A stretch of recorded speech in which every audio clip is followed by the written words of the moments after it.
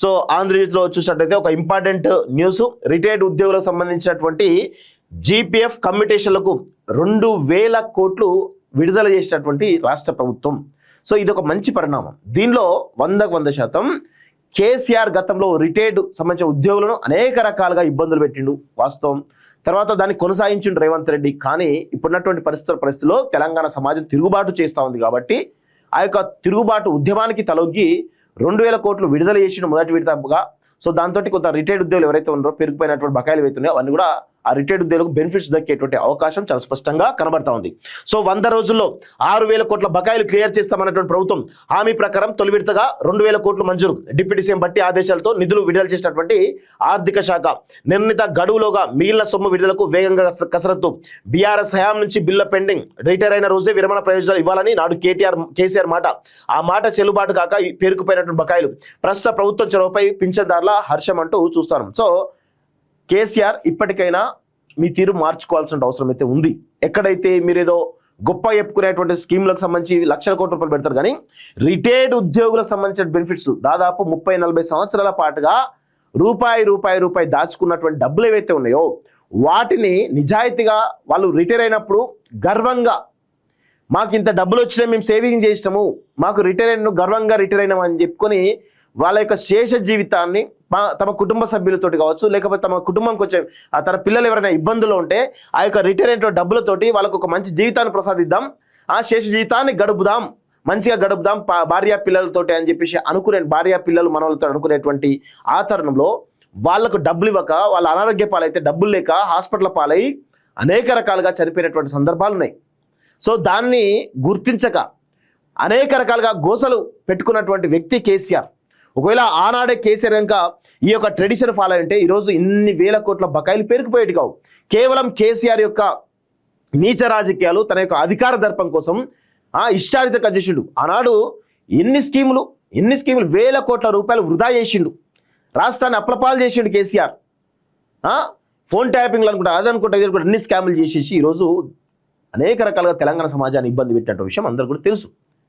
రేవంత్ రెడ్డి కూడా దాన్ని కొనసాగించాడు. కానీ ఈ మధ్య కాలంలో తిరుగుబాటు స్టార్ట్ అయింది కాబట్టి ఎక్కడ తన పీఠం కదులుతుందేమన్నటువంటి ఒక భయంతో ఈరోజు 100 రోజుల్లో 6000 కోట్లు చెల్లిస్తామని చెప్పేసి అన్నారు. మొదటి విడతగా 2000 కోట్లు విడుదల చేసిండు. నిజంగా మంచి ప్రయత్నాలు చేస్తే తెలంగాణ సమాజం హర్షిస్తుంది, తెలంగాణ పౌరులందరూ కూడా మీ వెంట నడుస్తారు. మీరు ఎప్పుడైతే తప్పులు చేస్తారో 100% మిమ్మల్ని తిరస్కరిస్తారనేటువంటి విషయాన్ని గుర్తుపెట్టుకోవాలి. సో ఇక్కడ చూడండి, రిటైర్డ్ ఉద్యోగుల విషయంలో రాష్ట్ర ప్రభుత్వం కీలక నిర్ణయం తీసుకున్నది. ఏళ్లుగా పెండింగ్లో ఉన్నటువంటి వారి బకాయిలను తీర్చేటువంటి అంశంలో తొలి అడుగు వేసింది. పెన్షనర్లకు సంబంధించినటువంటి 6000 కోట్ల బకాయిలను 100 రోజుల్లోగా క్లియర్ చేస్తామని మాటిచ్చిన రాష్ట్ర ప్రభుత్వం తొలి విడతగా రిటైర్డ్ ఉద్యోగుల జీపీఎఫ్ జనరల్ ప్రావిడెంట్ ఫండ్ కమ్యూటేషన్ల బకాయిలను చెల్లించేందుకు శుక్రవారం 2000 కోట్లను విడుదల చేసింది. రాష్ట్ర ఉప ముఖ్యమంత్రి బట్టి విక్రమార్క ఆదేశాల మేరకు ఆర్థిక శాఖ అధికారులు నిధుల విడుదలకు చర్యలు తీసుకున్నారు. ఒకేసారి ఇంత పెద్ద మొత్తంలో నిధులు విడుదల చేయడం సాహసోపేతమైన నిర్ణయమైనటువంటి అభిప్రాయాలు వ్యక్తమవుతున్నాయి. కానీ రిటైర్డ్ ఉద్యోగులకు ఇచ్చిన హామీ నిలబెట్టుకోవాలన్నటువంటి ఉద్దేశంతో రాష్ట్ర ప్రభుత్వం ఒక మంచి నిర్ణయాన్ని తీసుకున్నది. 100% రిటైర్డ్ ఉద్యోగులందరూ కూడా రేవంత్ రెడ్డికి, ఉప ముఖ్యమంత్రి బట్టికి ఖచ్చితంగా అందరూ కూడా కృతజ్ఞతలు తెలపాల్సిన అవసరం అయితే ఉంది. ఎందుకు అంటే 100% కేసీఆర్ హయాంలో పేరుకుపోయిన బకాయిలు ఈరోజు మీకు రావడం జరిగింది. సో దాని అందరూ కూడా స్వాగతించాలి, ఖచ్చితంగా హర్షం వ్యక్తం చేయాలి. సో నిజానికి రిటైర్డ్ ఉద్యోగుల పదవి ప్రయోజనాలకు సంబంధించినటువంటి బిల్లు చాలా కాలంగా పెండింగ్ లో ఉన్నాయి. బీఆర్ఎస్ నేతృత్వంలో గత ప్రభుత్వం ఆ బిల్లును ఎప్పటికప్పుడు క్లియర్ చేయకపోవడంతో అవి కుప్పలా పేరుకుపోయి సాధారణంగా ఓ ఉద్యోగి రిటైర్ అయిన వెంటనే ఆ ఉద్యోగి రావాల్సినటువంటి ఆర్థిక ప్రయోజనాలన్నింటినీ ప్రభుత్వం క్లియర్ చేయాలి. బీఆర్ఎస్ అధికారంలో ఉన్నప్పుడు మాజీ ముఖ్యమంత్రి కేసీఆర్ కూడా ఇదే విషయాన్ని ఉద్ఘాటించారు.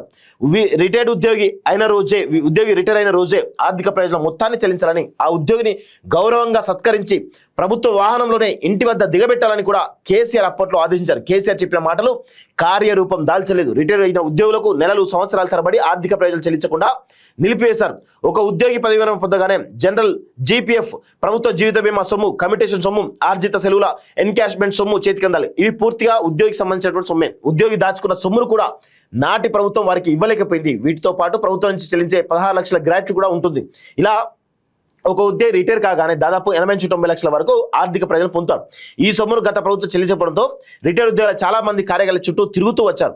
అయితే రాష్ట్రంలో కాంగ్రెస్ పార్టీ అధికారం చేపట్టిన తర్వాత పెండింగ్ బిల్లు క్లియర్ చేస్తామని రిటైర్డ్ ఉద్యోగులకు హామీ ఇచ్చింది. కానీ రాష్ట్ర ఆర్థిక పరిస్థితి బాగోలేని కారణంగా రాష్ట్ర ప్రభుత్వం కూడా చేతులు ఎత్తేసింది. కానీ ఇప్పుడు తిరుగుబాటు మొదలైంది కాబట్టి వాటిని క్లియర్ చేస్తున్నటువంటి విషయం చాలా స్పష్టంగా కనబడతా ఉంది. సో ఇతరత్ర బిల్లు దాదాపు 6,200 కోట్లు ఉన్నాయి. పెన్షన్ల బిల్లు 8,000 కోట్ల వరకు పెండింగ్ లో ఉన్నట్లు క్యాబినెట్ తేల్చి చెప్పింది. అయితే పెన్షన్లకు సంబంధించి 6,000 కోట్లను 100 రోజుల్లో క్లియర్ చేస్తామని చెప్పేసి క్యాబినెట్ ప్రకటించింది. దానిలో భాగంగా 2,000 కోట్లను మొదటి విడతగా కేటాయిస్తున్నట్టుగా చాలా స్పష్టంగా అర్థమైపోయింది. సో ఇది రిటైర్డ్ ఉద్యోగులు అందరూ కూడా ఖచ్చితంగా రేవంత్ రెడ్డికి మద్దతు తెలపాల్సినటువంటి అవసరం అయితే ఉంటుంది. 100% మద్దతు తెలపాల్సిన ఈ విషయంలో.